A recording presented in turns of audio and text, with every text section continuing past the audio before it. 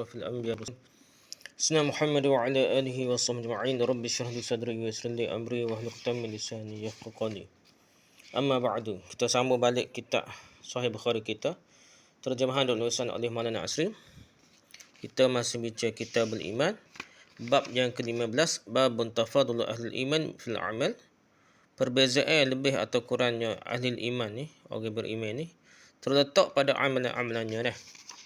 Jadi kita bincang sebelum ni panjang tentang terjemah bab lah, bab Abu Tarajim. Sekarang ni kita nak masuk pula hadis, barulah hadis musnad. Hadis yang kedua ni dalam bab tajuk bab yang ke-15 ni. Ni ada berapa hadis? Ada dua hadis, ada dua ke tiga. Jadi hadis yang kedua ni adalah hadis dalam bab yang ke-15 lah. Jadi kita baca hadis ni dah. Haddatsana Ismail qala haddatsani Malik an Amr bin Yahya al-Mazini an abihi an Abi Sa'id al-Khudri radhiyallahu anhu an Nabi sallallahu alaihi wasallam qala yadkhulu ahlul jannati al-jannata wa ahlun nari an-nara thumma yaqulu Allah Ta'ala akhriju man kana fi qalbihi mithqalu habbatin min khardalin min imanin fayukhrijuna minha qad iswaddu fayulqawna fi nahril haya awil hayati syakka malikun fayambutuna kama tambutul hibbatu fi janibis sayli alam tara annaha takhruju safra'a multawiyatan قال وهيب حدثنا عمرو الحياتي وقال خردل من خير. Lihat atrah ni hadis yang sama. Dah, hadis kedua ni pada 4531, 4919, 1960, 1534, 7434, 7438, 7439. Dah ada hadis ni yang panjang lah. Kita baca sebelum ni yang lebih panjang daripada hadis ni. Hadis ni macam potongan lah, ringkasan daripada hadis yang panjang dah.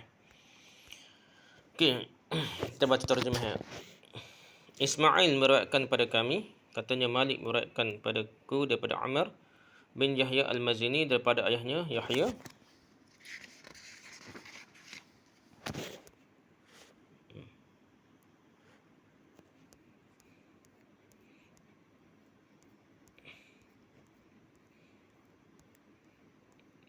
Daripada Abu Sa'id al-Khudri daripada Nabi sallallahu alaihi wasallam baginda bersabda, setelah sekian ramai ahli syurga masuk syurga dan ahli neraka masuk neraka, berfirmanlah Allah, keluarkanlah dari neraka siapa yang ada dalam hatinya ada iman seberat biji sawi. Maka mereka keluar dari neraka dalam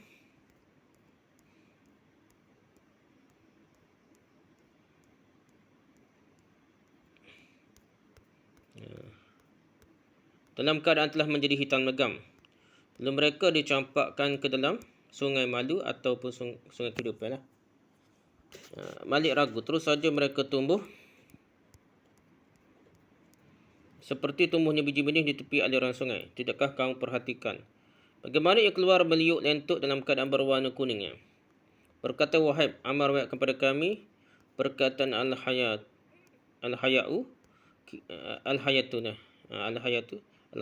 kehidupan. Dan beliau Amar juga berkata seberat biji sawi kebaikan. Sekat itulah hadis dah. Jadi sekat tu dah hadis dah.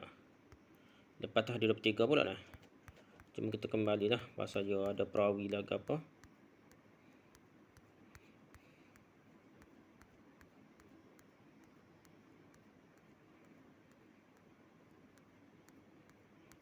Kita tunggu dulu macam mana jadi panjang ni.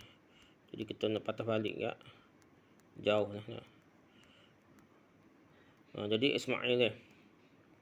Start sini. Jadi perawi pertama Ismail meriwayat kepada kami, katanya Malik meriwayat kepadaku daripada Amr. Jadi Ismail itu siapa dia?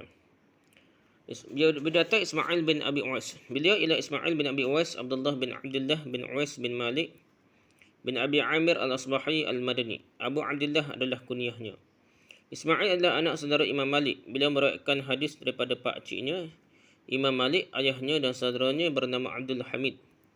Selain mereka, beliau meriwayatkan juga daripada Ibrahim bin Sa'ad, Sulaiman bin Bilal dan ramai lagi orang lain. Itu cerita tentang Ismail bin Abi Uwais. Orang-orang yang meriwayatkan hadis daripada Ismail antara lainnya adalah tokoh-tokoh besar hadis seperti Imam Bukhari, Imam Muslim, Imam Darimi dan lain-lain. Jadi anak murid dia lah, anak murid hebat juga lah. Daripada Kutubus Sittah, kita ada hadis-hadisnya terdapat dalam Sahih Bukhari, Sahih Muslim, Sunan Abi Daud, Sunan Tirmizi dan Sunan Ibn Majah. Hanya dalam Sunan Nasa'i sahaja tidak ada hadisnya. Imam Nasa'i tidak mengambil hadisnya kerana menganggapnya perawi dhaif. Gitu pula dah. Abu Hatim berkata tentangnya, pada asalnya Ismail seorang yang benar, cuma dia lalai. Ada juga dah. Yahya bin Ma'in diriwayatkan berkata Ismail dan ayahnya kedua-duanya dhaif. Orang hebatnya, orang syadid lagi Abu Hatim dan Yahya bin Ma'in. Beliau juga meriwayatkan telah berkata tentang Ismail perawi saduq. Lemah akalnya tidak kuat. Maksud beliau ialah Ismail tidak pandai membezakan hadis, tidak pandai menyampaikan hadis dan hanya pandai membacakan kitabnya sendiri saja. Dia tidak pandai membaca kitab-kitab orang lain. Tu ada kritik dia lah. Ni seperti dia kata ni. Ayah Ibn Ma'in lah.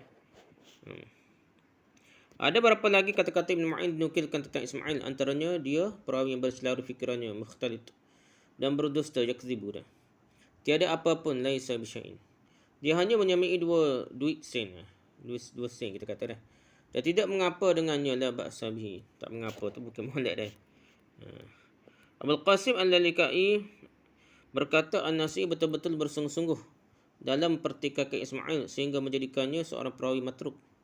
Perawi yang tidak boleh terima riwayatnya. Nasa'i ni tasahul kita kira mudah lah, tapi sini kerah dah. Mungkinkah beliau mengetahui tentang Ismail sesuatu yang tidak diketahui oleh orang lain? Mungkin juga dah. Kesimpulan pandangan mereka tentang Ismail ialah dia seorang perawi dhaif. Tapi ada dalam Bukhari ni. Dah. Ad-Daruqutni berkata saya tidak milih hadisnya sebagai hadis sahih. Ibn Adi pula berkata Ismail meriwayatkan daripada pakciknya Malik hadis-hadis gharib, hadis-hadis yang pelik lah, yang tiada siapa pun turut meriwayatkannya. Bagaimanapun dia lebih baik daripada ayahnya. Dah. Walaupun ada yang mentajrihkannya, ada orang yang kritik lah, jarih melukakannya, maksudnya mengkritik lah Ismail ni lah. Tidak kurang juga orang yang menta'dilkannya. Antara orang yang menta'dilkannya ialah Ismail, menta'dilkan Ismail tersebut dah ialah Imam Bukhari, Imam Muslim, Ahmad dan Ibn Ma'in sendiri. Ada juga Ibn Ma'in saya kata kritik dah. Imam Bukhari bahkan mengambil banyak juga hadis-hadisnya. Al-Hakim berkata Bukhari dan Muslim dicela orang kerana mereka mengambil hadis Ismail bahkan berhujah dengannya. Di Bukhari Muslim bukan sekadar ia tidak berhujah. Maksudnya dia minta terima orang kata dhaif lah. Ismail ni jadi Bukhari Muslim berhujah dengan hadis Ismail. Hafiz Ibn Hajar dalam taqribnya berkata tentang Ismail, seorang perawi saduq yang tersalah dalam hadis-hadis yang diriwayatkannya berdasarkan hafalannya. Jadi kalau ikut hafalannya dia tak ingat mana. Cuma dalam kitab lah kuat dah. Hafiz Ibn Hajar juga menulis bahawa Ismail bin Abi Uwais menyerahkan hadis-hadisnya kepada Imam Bukhari supaya ditandakan mana yang sahih daripadanya dan beliau akan meriwayatkan yang sahih itu sahaja kemudiannya. Gitulah. Daripada keterangan Hafiz Ibn Hajar itu dapatlah diketahui bahawa hadis-hadis Ismail yang dinukilkan oleh Bukhari dalam kitab sahihnya adalah hadis-hadis yang terpilih dan sahih sahaja. Jadi dia walaupun dia ada riwayat yang lemah Ismail ni, untuk hak berbuah dari sahih Bukhari ni, dia pilih hak molek dah. Gitulah cerita dia dah. Daripada keterangan beliau itu juga dapatlah disimpulkan bahawa hadis-hadis Ismail yang terdapat dalam kitab hadis yang lain selain Bukhari tidak semuanya boleh jadikan hujah. Tapi hak lain tak boleh.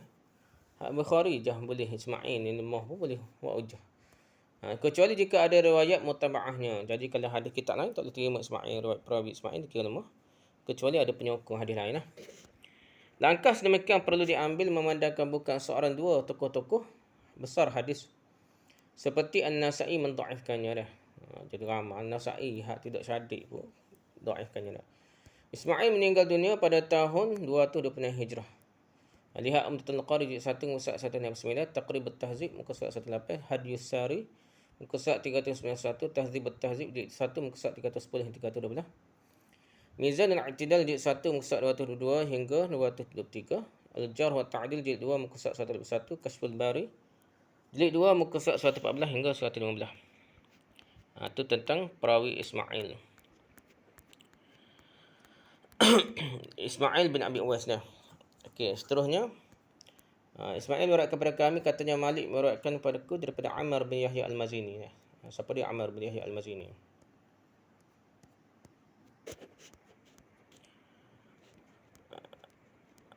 Berkata Ammar bin Yahya bin Umarah. Tadi lah. Beliau ialah Ammar bin Yahya bin Umarah bin Abi Hasan Al-Mazini Al-Madani. Selain meriwayatkan daripada ayahnya sendiri, beliau juga meriwayatkan daripada para tabi'in yang lain lah. Orang-orang yang meriwayatkan hadis daripada beliau, daripada Yahya, Ammar bin Yahya ni lah. Meriwayatkan hadis daripada beliau pula terdiri daripada tokoh-tokoh tabi'in seperti Yahya bin Sa'id Al-Ansari dan lain-lain. Dari kalangan tabi'in pula ramai sekali seperti Imam Malik dan lain-lain lah meriwayatkan daripada Ammar bin Yahya bin Umarah ni lah. Abu Hatim dan An-Nasai mengatakan Ammar seorang perawi yang thiqah. Beliau meninggal dunia pada tahun 140 Hijrah. Lihat Umdatul Qari jilid 1 muka surat 109, Taqrib At-Tahzib muka surat 428, Kashful Bari jilid 2 muka surat 115. Habis tu tentang Ammar bin Yahya bin Umarah, ayah dia pula Yahya bin Umarah.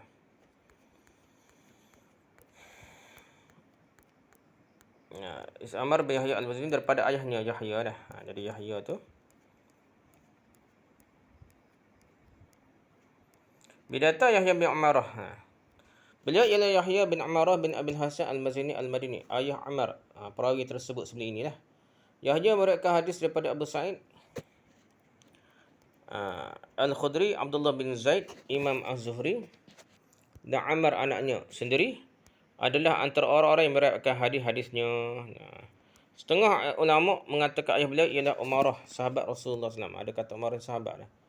Padahal tidaklah, tak betul. Yang sebetulnya sahabat Nabi SAW ialah datuk beliau iaitu Abu Hasan. Jadi Abu Hasan baru sahabat kepada Nabi dah. Jadi anak dia Umarah ni bukan lagi lah. Setakat ini penulis tidak dapat mengesan tahun Yahya bin Umarah meninggal dunia. Wallahu a'lam. Lihat Umdatul Qari jilid 1 muka surat 109, Taqrib At-Tahzib muka surat 594, Kashful Bari jilid 2 muka surat 115. Okey, apakah dimaksud dengan iman seberat biji satu sawi dah? Jadi cerita sana daripada Abu Sa'id Al-Khudri daripada Nabi SAW bahawa dia bersabda, setelah sekian ramai ahli syurga masuk syurga, mana dah? 273.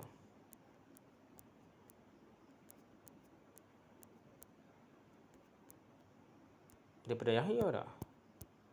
Yahya nama ayah dia bagus dah. Ayah daripada Ammar, ayah dia lah, ayah pada Ammar bin Yahya ni.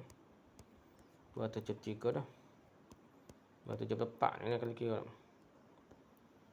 Apakah terbaca dah.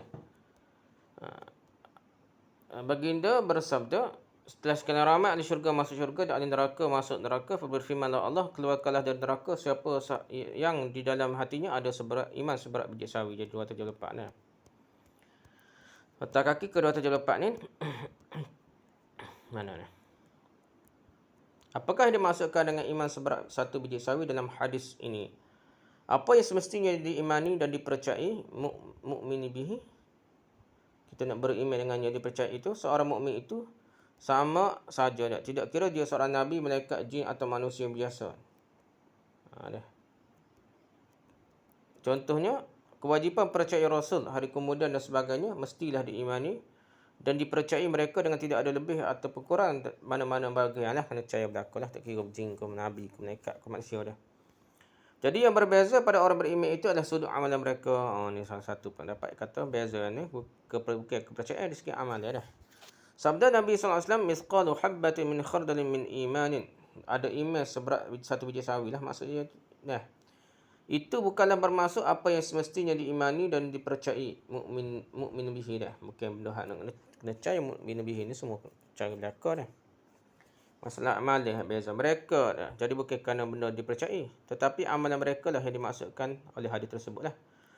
Kemungkinan tetap akan timbul lagi sama ada perkataan iman dalam hadis itu dipakai dengan makna apa yang harus diimani atau dengan makna amalan. Dah. Dalam hati, kepercayaan dalam hati ke ataukah dengan makna amalan dah. Kerana kedua-duanya merupakan perkara yang abstrak, benda yang masih umum lagi dah, tak tahu mana satu dah. Bagaimanapun Imam Bukhari cenderung memakai perkataan iman yang tersebut dalam hadis itu dengan makna amalan. Jadi Imam Bukhari kita tengok perhati tajuk bab dia apa, nak cerita pasal amalan ni. Amalan tu menunjukkan iman dah. Itulah yang nyata daripada tajuk bab yang dibuatkan oleh beliau dalam untuk hadis yang kedua dan ketiga di atas. Jadi kita baca dua-dua bagus dah.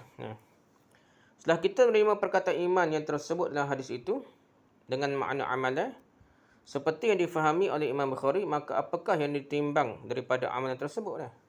Amalan itu sendirikah yang timbang atau buku catatan amalannya pula? Faham pula dah. Atau tuan punya amalan timbang dah. Timbang-timbang tu naik mengaca tu sendiri dah. Tidak suka menerima buku catatan amalan atau tuan punya amalan yang timbang kerana kedua-duanya adalah jirim dah. Akan tetapi ada pihak yang persoalkan amalan sendiri yang timbang di akhirat kelak. Kerana amalan itu bukan jirim. Ni kerana masuk nak kata sain tak apa sain mana dah. Dah ni boleh sukat lebih daripada jirim dah. Sebaliknya ia hanyalah arat ataupun sifat semata-mata dah. Berhubungan dengan masalah ini, para ulama berbeza pendapat tentangnya. Pandangan mereka antara lainnya adalah seperti berikut. Ibn Abbas dan Imam Bukhari berpendapat bahawa yang ditimbang adalah amalan, bukannya catatan amalan dah. Menurut Hafiz Ibn Hajar, inilah pendapat yang masyhur dan dinukilkan daripada tokoh-tokoh ahli sunnah jamaah. Dah. Antara dalil yang menjadi sandaran mereka ialah firman Allah dalam Al-Quran. فَمَنْ يَعْمَلْ مِثْقَالَ ذَرَّةٍ خَيْرًا يَرَهُ وَمَنْ يَعْمَلْ مِثْقَالَ ذَرَّةٍ شَرًّا يَرَهُ. Bermaksud siapa yang mengerjakan kebaikan seberat zarah pun, nescaya dia akan melihat balasannya. Dan sesiapa yang mengerjakan kejahatan seberat zarah pun, nescaya dia akan melihat balasannya juga. Surah Al-Zilzal ayat 7 hingga 8 dah. Berbanding dengan pendapat yang kedua dan ketiga seterusnya, pendapat ini agak kontroversi di zaman pemerintahan Abbasiyah dan pemerintahan-pemerintahan yang datang selepasnya, ketika mana falsafah Yunani mendominasi ilmu kalam dalam masyarakat Islam. Jadi ilmu kalam ni memang merosakkan fikiran waktu dia jadi mikir pelik-pelik. Tak boleh kata Allah bertempat lah, Allah di atas arah, tak boleh kata lah. Dia mikir tu pasal dia fikir lajuk. Dia fikir lajuk memang lah. Tak boleh Allah bertempat, bergantung dengan tempat banyak lah. Dia fikir lebih dah. Kalau tak fikir lebih macam orang zaman dulu, sama salah ke apa, tak ada masalah lah. Tak usah fikir lah mengambil tempat. Memang Allah tak perlu tempat, tapi tak payah lah fikir lebih dah. Terima seadanya. Persoalan yang timbul oleh golongan Mu'tazilah pada ketika itu ialah bagaimana amalan yang merupakan sesuatu yang abstrak, benda yang tak nampak, tak boleh nak ukur, tak boleh nak berat ni, tak ada, dan tidak berjirim, tidak konkret, itu akan timbang nanti macam mana. Saya nak timbang amalan tak pelik bagi dia lah. Dan ni tak pelik dah. Suhu laga apa boleh cek dah.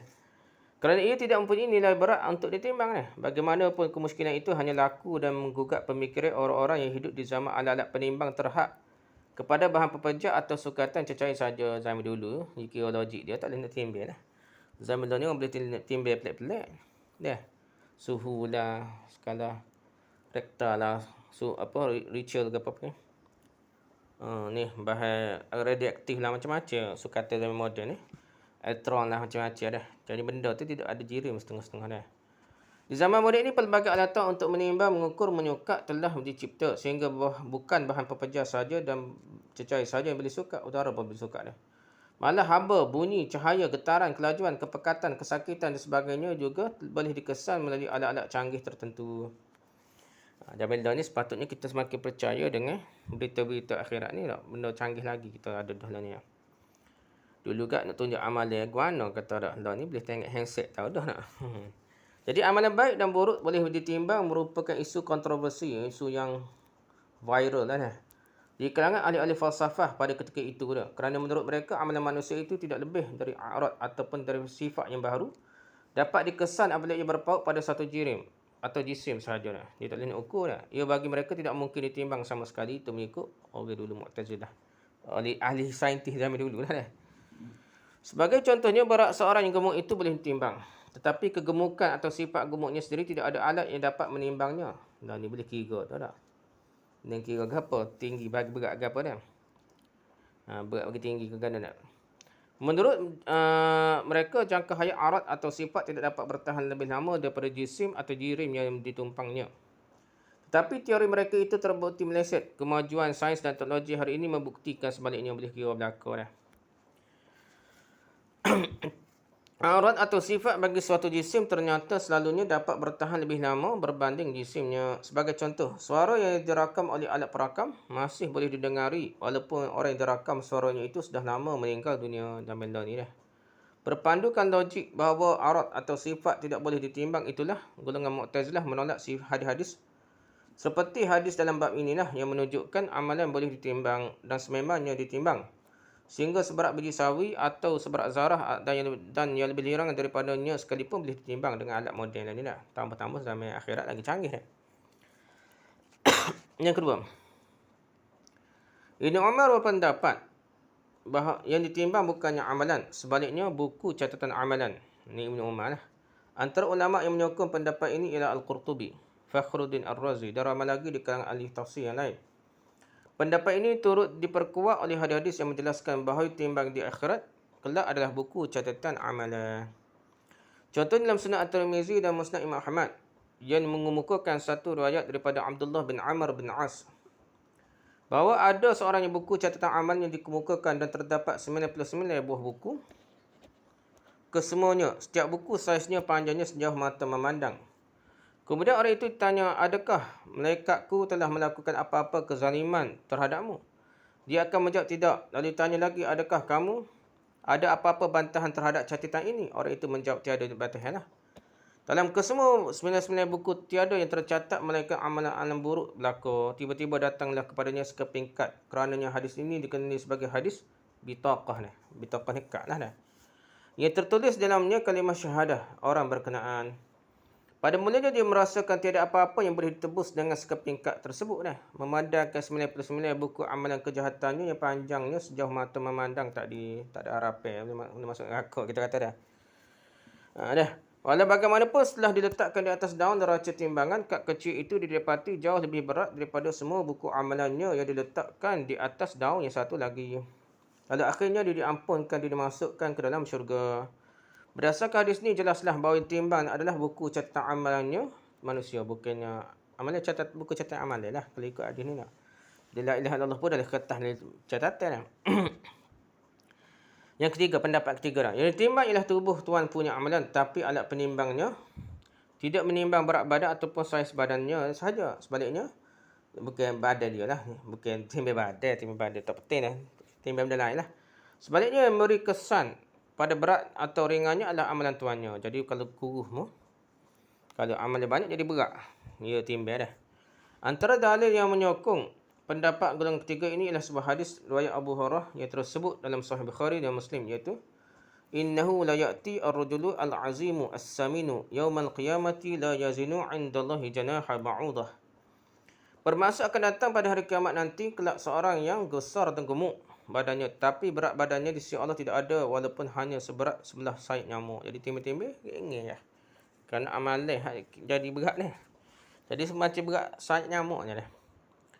Satu lagi dalil yang dijadikan pegangan oleh golongan ketiga juga berupa sabda Nabi SAW. Ia tentang Abdullah bin Mas'ud yang labu betisnya lebih kecil berbanding orang-orang lain. Jadi dia macam cacat sikit lah, nampak pelik. Labu betisnya kecil ni. Lihat hadisnya di bawah ini. Ani bin Mas'udin annahu kana yajtani siwakan minal araki wa kana daqiqas saqaini faja'alat ar-rihu takfa'uhu fadhahika al-qawm minhu. Faqala Rasulullah sallallahu alaihi wasallam mimma tadhakuna. Qalu ya Nabiy Allah min diqqahi saqaihi. Faqala walladhi nafsi biyadihi lahuma asqalu fil mizan min Uhud. Bermaksud diriwayatkan daripada Ibn Mas'ud bahawa pernah beliau memetik berus gigi daripada pokok arak. Bukit arak minumnya itu nama pokok dah. Arak bahasa Arab ni. Betis beliau kecil, tiba-tiba angin menyingkap kedua kakinya. Nampak betis lah. Lalu orang-orang tergelak. Rasulullah SAW bertanya, kenapa kamu ketawa? Mereka menjawab, wahai Nabi Allah, kami tergelak kerana betisnya yang kecil. Maka baginda SAW bersabda, demi zat yang nyawaku berada di tangannya, sesungguhnya kedua betisnya lebih berat dalam timbangan di akhirat nanti daripada bukit Uhud. Hadis riwayat Ahmad, Ibnu Hibban, At-Tabarani, Al-Bazzar dan lain-lain. Ketiga-tiga pendapat di atas disokong oleh dalil masing-masing lah, sama ada daripada Al-Quran maupun hadis. Jadi semua pandangan itu bolehlah diterima ya. Tidak ada pertentangan di antara satu sama lain. Sebenarnya malah kesemuanya boleh dijamakkan, digabungkan.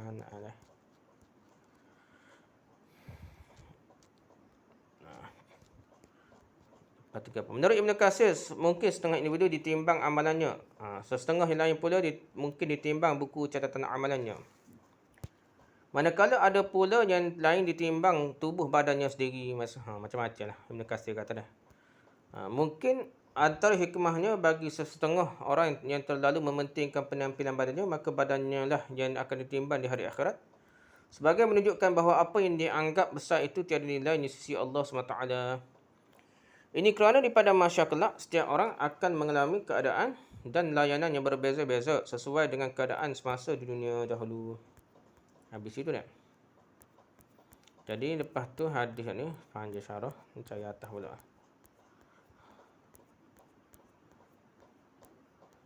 Dah. Jadi keluarkan dari neraka siapa yang dalam hatinya ada iman seberat biji sawi. Habislah kita bicara ni dah. Maka mereka keluar dari neraka dalam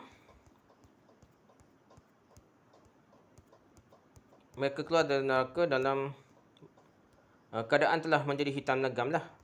Lalu mereka dicampakkan ke dalam sungai malu ataupun sungai kehidupan lah. Malik ragu. Terus saja mereka tumbuh. Jadi nak syarah ni. Ada yang dikeluarkan daripada neraka dalam keadaan hitam legam. Kerana terlalu lama dibakar dalam neraka. Sebab apa jadi hitam legam itu? Sebab lama kena bakar dalam neraka. Kemudian mereka dicampakkan ke dalam sebatang sungai dipanggil sungai hujan.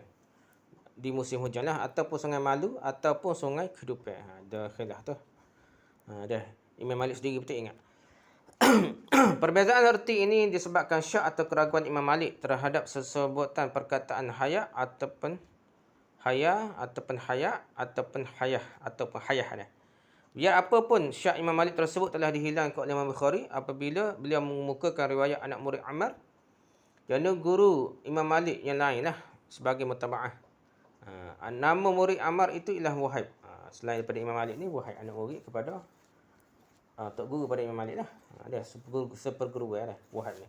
Wahib dengan sebutan yang pasti telah menukilkan daripada Ammar perkataan hayah kehidupan.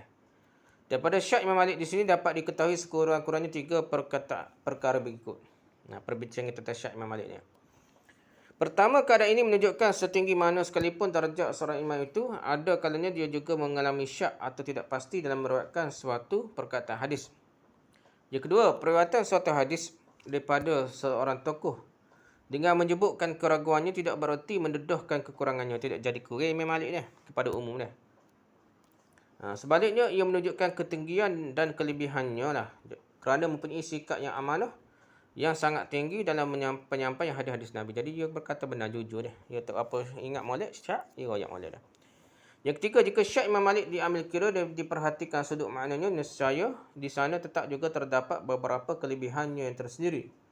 Andai kata anda memilih makna hujan, ini menunjukkan bahawa hujan di dunia ini mempunyai peranan yang amat besar dalam menyuburkan kembali tanah-tanah gersang yang telah mati dan sungai-sungai yang kekeringan. Jadi sebagaimana di dunia ini sungai merupakan punca kesegaran dan kehidupan, maka begitulah juga keadaannya di akhirat kelak.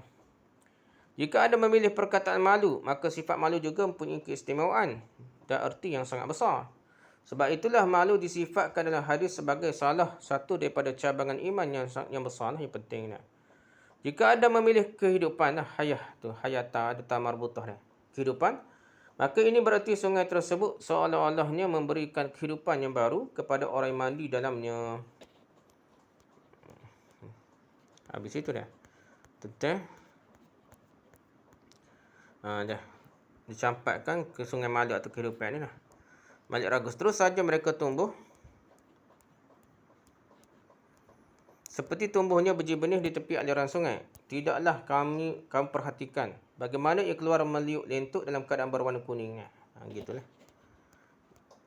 Ini merupakan perbandingan orang-orang yang dikeluarkan daripada neraka dalam keadaan hitam legam pada awalnya. Akhirnya dengan cepat ia bertukar menjadi putih, bersih secepat biji-biji benih yang bertunas selepas mandi atau di tepi sungai. Dengan mukakan hadis ini, Imam Bukhari bermaksud menyatakan makna iman yang tersebut dalamnya. Ia bagi Bukhari bermakna amalan. Sebut iman bukan dalam hati, amalan dah. Kesimpulan ini dibuat beliau berdasarkan hubungan iman dan amalan yang terlalu rapat sehingga kedua-duanya tidak boleh dipisahkan sama sekali. Anda boleh sahaja menggunakan perkataan iman dengan makna amalan. Dan begitu juga sebaliknya, amalan bermakna iman.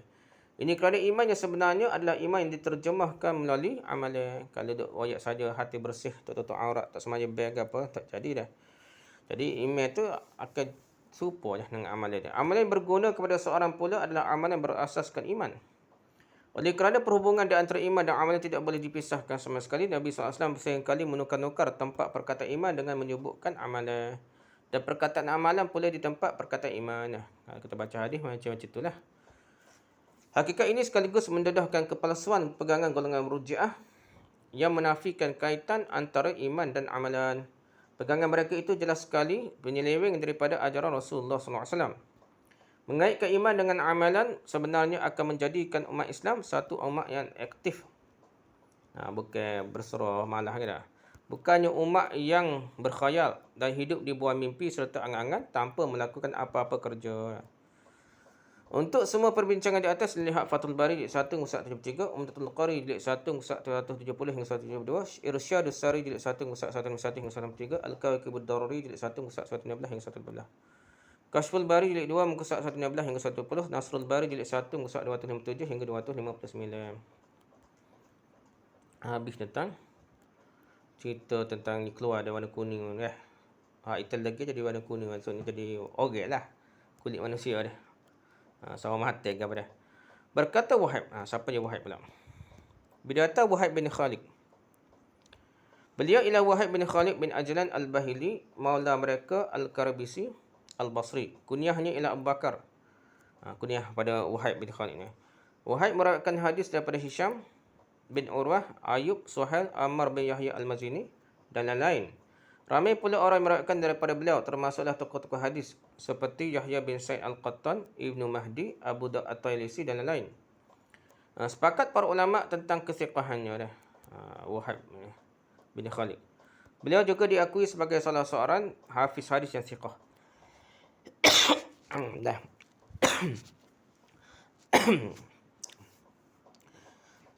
Ibn Sa'ad berkata Wahab perawi yang siqah, banyak meriwayatkan hadis hujjah. Beliau selalu mengimlakkan hadis berdasarkan ingatan kuat lah. Yahya bin Ma'in menganggap Wahab syekhul hadis di Basrah yang paling kuat dan kukuh. Abu Hatim pula berkata alangkah bersih hadisnya, engkau hampir-hampir tidak akan menemui yang meriwayatkan hadis daripada perawi-perawi yang dhaif. Beliau boleh dikatakan semua pengarang kitab-kitab utama hadis meriwayatkan hadisnya di dalam kitab mereka. Wahab meninggal dunia di Basrah pada tahun 165 Hijrah. Ketika berumur 58 tahun. Beliau pernah dipenjara kemudian hilang penglihatannya. Kerana itulah beliau selalu mengimlakkan hadis berdasarkan hafalannya. Rujuk Umdatul Qari jilid 1 muka 172, Al-Alam jilid 8 muka 125 hingga 1 Tahzibul Kamal jilid 31 muka 104, Tahzibut Tahzib jilid 11 muka 169, Tazkiratul Huffaz jilid 1 muka 217, Kashful Bari jilid 2 muka 118 hingga 119.